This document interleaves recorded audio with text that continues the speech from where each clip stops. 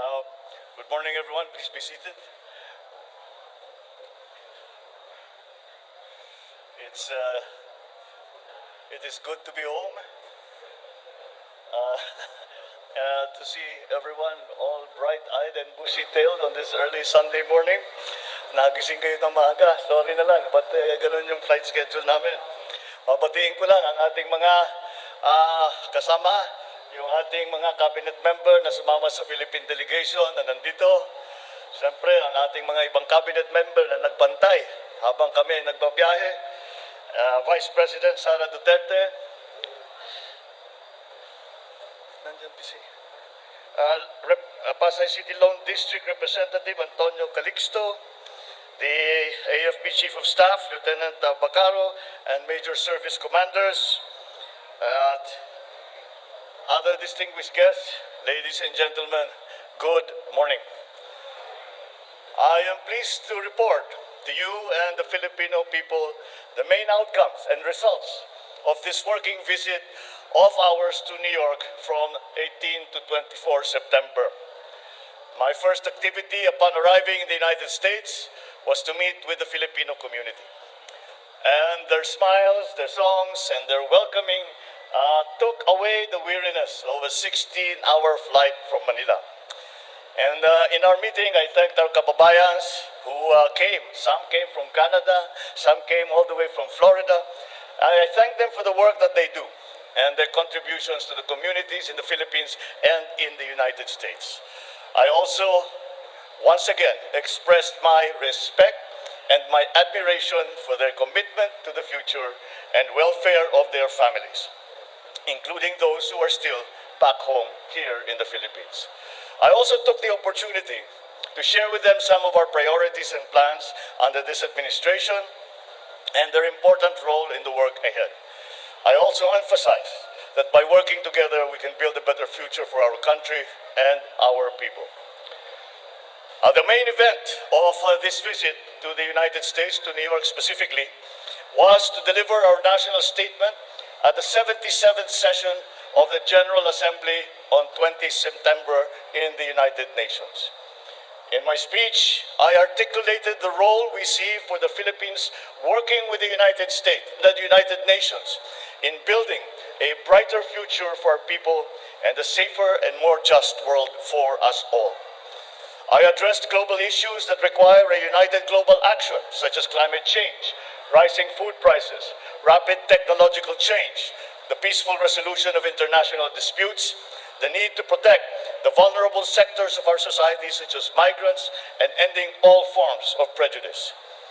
I also shared our experience in the BARM peace process, boosting agricultural productivity and promoting human rights through the UN Joint Program on Human Rights.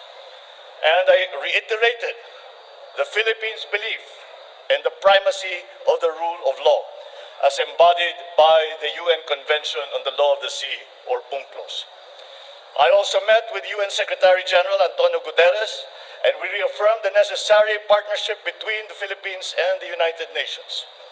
The Philippines is a founding member of the United Nations, and I intend to strengthen this tradition of Philippine engagement with the UN.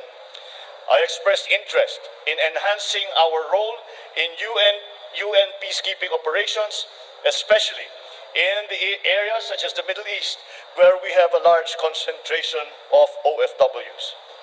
I also extended an invitation to the Secretary General to visit the Philippines in the near future.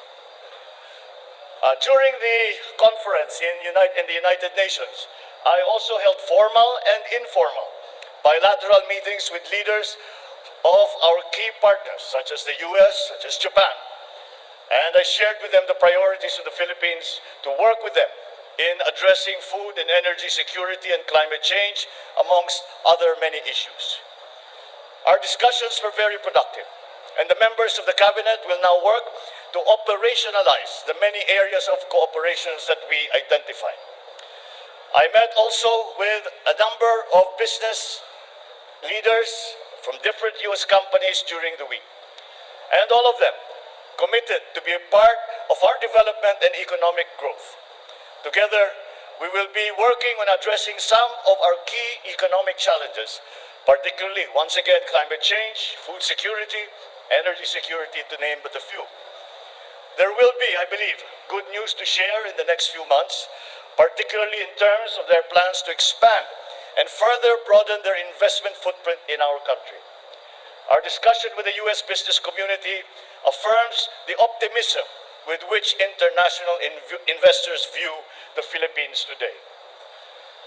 I also delivered a keynote address at the New York Stock Exchange and at the Philippine economic briefings, which drew institutional investors, senior corporate executives, fund managers, and entrepreneurs. At these meetings, I shared with them our vision for the future and how important it was to address the key challenges that continue to constrain the development of our economy. I also informed them about how we intend to deal with some of the fundamental problems in our food, energy, and broader economic security. I also emphasized the importance of peace and stability in the region and the important role of great powers like the United States so that developing countries like the Philippines can have the space to achieve growth potentials. It was thus an honor to ring the closing bell on the trading floor of the New York Stock Exchange at exactly 4 p.m. in the afternoon of September 19th. Our delegation also hosted 4 CEO roundtable discussions that dealt with key economic sectors such as Pbbm, digital infrastructure, global brands, particularly in garments and apparel, and, of course, industry and infrastructure. I was joined by the economic managers and other cabinet members in brainstorming with these U.S. companies, some already present and others intending to be in the Philippines. We identified the opportunities and challenges to our achieving our common objectives of growth and development in various areas. I thank them for their candid and constructive comments, and I look forward to working with them on the issues and agreements that we identified. My final stop before returning home last night was with the Asia Society, where I had a roundtable discussion with a select group of leaders of the U.S. business community on the state of the global and regional economy today.